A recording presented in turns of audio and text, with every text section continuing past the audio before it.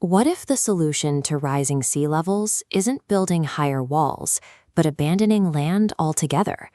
In Busan, South Korea, engineers are constructing a $15 billion metropolis that doesn't fight the ocean, it floats on it. Using physics principles so advanced, they're rewriting the rules of urban survival. This is Oceanics Busan, a city designed to rise with the waves, a fortress against the storm. But to understand why this impossible project is being built, you must first understand the enemy it was designed to defeat. For centuries, humanity has waged a war against the sea. We built levees, dikes, and massive seawalls. We dredged harbors and reclaimed land. But we have always been fighting on the defensive. And now, the front lines are collapsing. Climate change is not a future threat. It is a present siege. Superstorms are more frequent, more violent. Sea levels are rising at an accelerating pace. Coastal megacities, home to hundreds of millions, are living on borrowed time. The old solutions are failing. Building a higher wall is a temporary fix, a delaying action in a war we are destined to lose. This is the central conflict of our age, the immutable ocean versus our static cities. And in this conflict, South Korea has decided on a radical new strategy: surrender the ground and claim the water. Act 1. The blueprint for surrender. The story begins not with concrete, but with a paradox. The very element that threatens to drown our cities also offers the key to salvation: buoyancy. It's a principle understood since Archimedes, but applying it to an entire city, a metropolis for 12,000 people, with parks, schools, and skyscrapers, that was the realm of science fiction. The vision was born from a partnership between the UN, the city of Busan, and a visionary company called Oceanics. Their goal was not just a floating platform, but a fully functional, storm-proof urban ecosystem. The initial renderings looked like something from a utopian future: hexagonal islands clustered like honeycombs, linked by bridges, adorned with green terraces.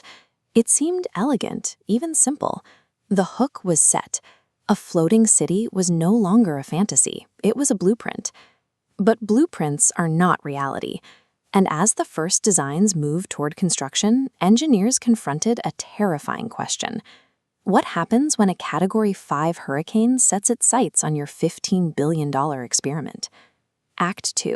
The physics of the unshakable. This is where the project transforms from a bold idea into a mega engineering puzzle of almost incomprehensible scale. Oceanics Busan is not a ship. It is not anchored to the seafloor like a rigid platform. That would be a death sentence in a typhoon.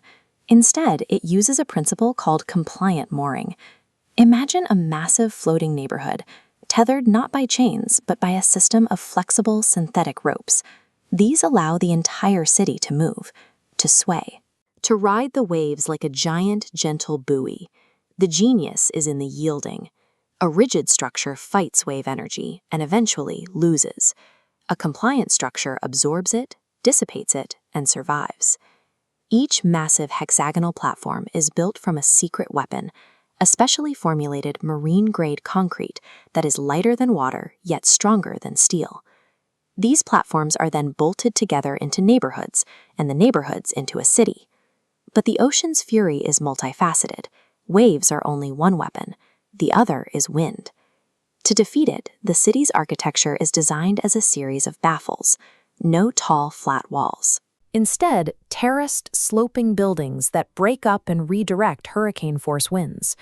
The entire urban layout is a wind tunnel diagram come to life. Then there is the question of life support.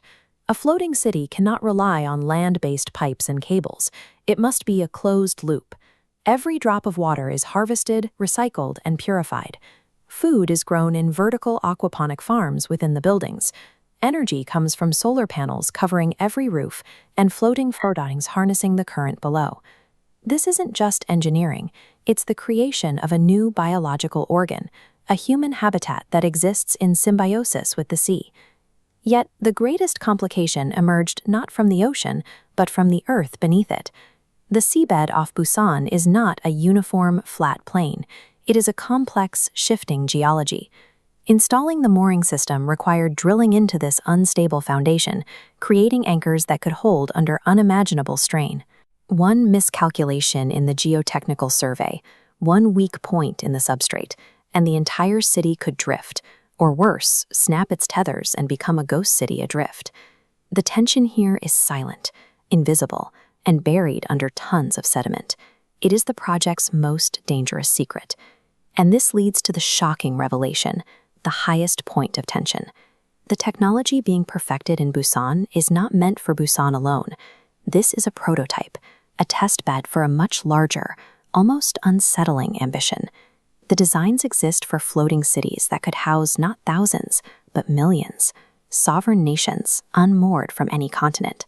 The backers of this project see a near future where climate refugees are not fleeing to higher ground, but to new floating territories. This raises profound and terrifying questions. Who governs these cities? What laws apply? Are they havens for the displaced, or autonomous zones for the ultra-wealthy? The engineering mystery is being solved. The human, political, and ethical mystery is just beginning. The confrontation is no longer with the sea, but with ourselves. So, does it work? The first phase of Oceanics Busan is scheduled for completion by the end of this decade. The climax of this story is not a dramatic explosion or a catastrophic failure. It is the quiet hum of a functioning community. It is the first residents moving in, children playing in a park that rises and falls with the tide. It is a storm siren sounding, and the city simply riding it out. The resolution to the central conflict is a paradigm shift. We are not abandoning the coast. We are redefining what a coast is. The city doesn't resist the ocean's power. It harnesses its permanence. The water that was once a threat becomes the foundation. Yet the story remains unresolved in a larger sense. Oceanics Busan proves the technology is possible, but can it be scaled? Can it be equitable? Or will this become the ultimate gated community, a fortress for the privileged while the rest of the world drowns? The project is a mirror. It reflects our incredible ingenuity in the face of existential crisis, and it reflects our deepest inequalities. The final, haunting truth is this: we are now engineering the lifeboats. The unsettling question left for the viewer is not whether we can build them, but who we will decide to let on board. The age of fighting the sea is over. The age of living with it has begun. And we are all now, whether we like it or not, citizens of a world taking its first tentative steps onto the waves.